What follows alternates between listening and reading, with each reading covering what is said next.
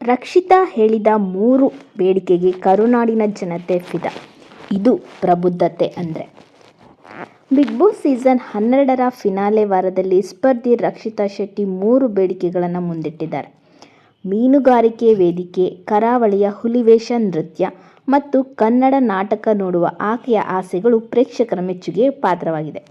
Season 12 finale ವಾರದಲ್ಲಿ ಸ್ಪರ್ಧಿಗಳು ತಮ್ಮ ಬೇಡಿಕೆಗಳನ್ನು ಬಿಗ್ ಬಾಸ್ ಮುಂದೆ ಇರಿಸುತ್ತಿದ್ದಾರೆ. ಸ್ಪರ್ಧಿಗಳು ಹೇಳುವ 3 ಬೇಡಿಕೆಗಳ ಪೈಕಿ ಒಂದನ್ನು ಈಡೇರಿಸುವುದಾಗಿ ಬಿಗ್ ಬಾಸ್ ವಚನ ನೀಡಿದ್ದಾರೆ. ಸೋಮವಾರದ ಸಂಚಿಕೆಯಲ್ಲಿ ರಘು, ಅಶ್ವಿನಿ ಗೌಡ, ಧ್ರುವಂತ್, ರಕ್ಷಿತಾ ಮತ್ತು ಗಿಲ್ಲಿ ನಟರ ಅವರ ಆಸೆಗಳನ್ನು ತೋರಿಸಲಾಗಿತ್ತು. ಈ 4ರ ಪೈಕಿ ರಕ್ಷಿತಾ ಹೇಳಿದ 3 ಬೇಡಿಕೆಗಳಿಗೆ ಕರುನಾಡಿನ ಜನತೆ ಫಿದಾ ಆಗಿದ್ದಾರೆ.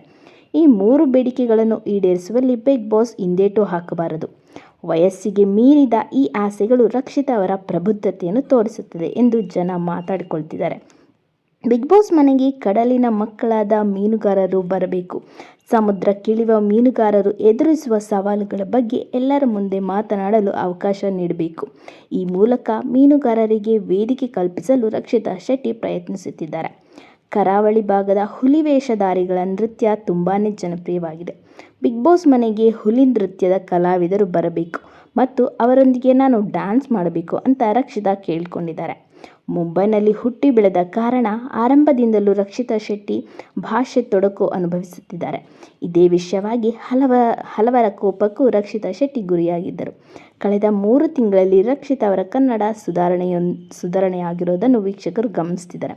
3ನೇ ಬೇಡಿಕೆಯಾಗಿ ತಾನು ಈ ಬಿಗ್ ಬಾಸ್ ಮನೆಯಲ್ಲಿ ಕನ್ನಡ ನಾಟಕ ನೋಡಬೇಕು ಅಂತ ಹೇಳಿಕೊಂಡಿದ್ದಾರೆ. ಇದು ರಕ್ಷಿತಾ ಅವರ 3 ಆಸೆಗಳು. ಇದರಲ್ಲಿ ಯಾವ ಆಸೆ ಈಡೇರಿಸ್ತಾರೆ ಅನ್ನೋದು ಗೊತ್ತಿಲ್ಲ. ಬಿಗ್ ಬಾಸ್ ಮೇ ಬಿ ಹುಲಿ ವೇಷಧಾರಿಗಳ ನೃತ್ಯ ನಕಸ್ಬೋದು ಅಂತ ಅನಿಸುತ್ತೆ. ಗಿಲ್ಲಿ ಅವರು ಅವರ ಆಸೆ ಹೇಳ್ಕೊಂಡಿದ್ದಾರೆ. ಅಶ್ವಿನಿ ಅವರು, ರಘು ಅವರು, ಧನುಷ್ ಅವರು, ಕಾವ್ಯ ಅವರು ಕಾವ್ಯ ಅವ್ರದ್ದು ತೋರಿಸಿಲ್ಲ ನಿನ್ನೆ ಎಪಿಸೋಡಲ್ಲಿ. ಇವರಿಷ್ಟು ಜನ ಅವರ ಆಸೆಗಳನ್ನು ಹೇಳ್ಕೊಂಡಿದ್ದಾರೆ. ನೋಡೋಣ ಬಿಗ್ ಬಾಸ್ ಯಾವ ಆಸೆಗಳನ್ನ ಈಡೇರಿಸಿದ್ದಾರೆ ಅಂತ. ಎಲ್ಲರಿಗಿಂತ ಕಂಪೇರ್ ಮಾಡಿದ್ರೆ ರಕ್ಷಿತಾ ಅವರ ಕೇಳಿದ ಆಸೆಗಳು ತುಂಬ ವಿಭಿನ್ನವಾಗಿದೆ. ನಿಮಗೆ ಏನನ್ನಿಸ್ತು ಇದರ ಬಗ್ಗೆ ಅಂತ ನಿಮ್ಮ ಅಭಿಪ್ರಾಯನ ಕಮೆಂಟ್ನಲ್ಲಿ ತಿಳಿಸಿ. ವಿಡಿಯೋ ಇಷ್ಟ ಆಗಿದ್ರೆ ಲೈಕ್ ಮಾಡಿ, ಶೇರ್ ಮಾಡಿ, ಕಮೆಂಟ್ ಮಾಡಿ. ಹಾಗೂ ಇನ್ನು ಯಾರೆಲ್ಲ ಚಾನಲ್ಗೆ ಸಬ್ಸ್ಕ್ರೈಬ್ ಮಾಡ್ಕೊಂಡಿಲ್ಲ ಪ್ಲೀಸ್ ಸಬ್ಸ್ಕ್ರೈಬ್ ಮಾಡ್ಕೊಂಡು ವೀಡಿಯೋಸ್ನ ನೋಡಿ ಅಂತ ಹೇಳ್ತಾ ಥ್ಯಾಂಕ್ ಯು ಫಾರ್ ವಾಚಿಂಗ್. ಮತ್ತು ನೆಕ್ಸ್ಟ್ ವಿಡಿಯೋದಲ್ಲಿ ಸಿಗೋಣ.